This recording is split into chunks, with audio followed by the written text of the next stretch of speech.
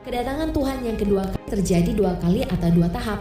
Yang pertama, pada saat pengangkatan gereja atau orang percaya yang telah disempurnakan oleh Roh Kudus. Pada saat penghulu malaikat meniup sangkakala, maka Tuhan Yesus akan turun dari surga dan bertemu dengan gerejanya yang terangkat di awan-awan. Semua orang yang telah mati dengan iman kepada Yesus akan terlebih dahulu bangkit dengan tubuh yang baru, dan orang percaya yang masih hidup akan diubahkan dan sama-sama terangkat menyambut Tuhan Yesus di awan-awan. Pada kedatangan Tuhan Yesus yang ini, dia hanya sampai di awan-awan dan tidak turun ke bumi. Adapun orang-orang yang percaya Yesus tapi tidak sungguh-sungguh dan tidak sampai sempurna akan tertinggal dan masuk ke dalam masa penganiayaan oleh antikris.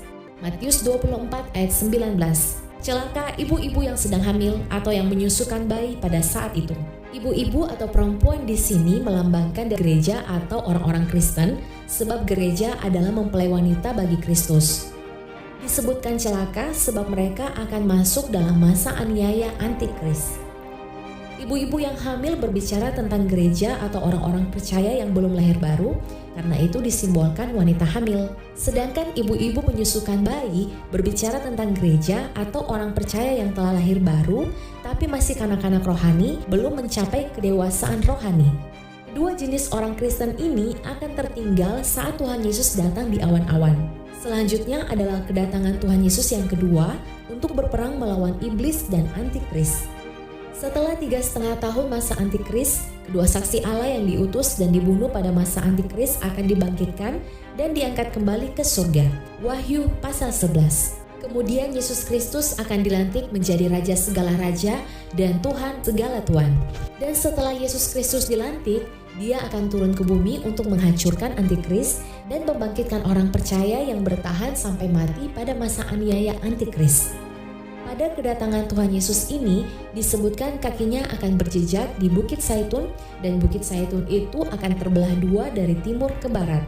Pada waktu itu akan terjadi perang yang besar, perang di akhir zaman yang dikenal dengan sebutan perang di lembah Armagedon atau perang Armagedon. Kemudian Tuhan akan maju berperang melawan bangsa-bangsa itu seperti ia berperang pada hari pertempuran. Pada waktu itu kakinya akan berjejak di Bukit Zaitun yang terletak di depan Yerusalem di sebelah timur. Bukit Zaitun itu akan terbelah dua dari timur ke barat sehingga terjadi suatu lembah yang sangat besar. Setengah dari bukit itu akan bergeser ke utara dan setengah lagi ke selatan. Sakaria 14 ayat 3-4. Akhir kata, kita sedang berada di penghujung zaman akhir.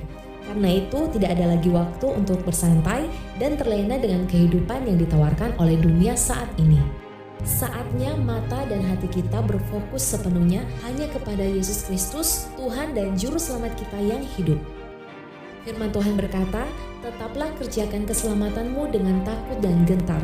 Filipi 2 ayat 12.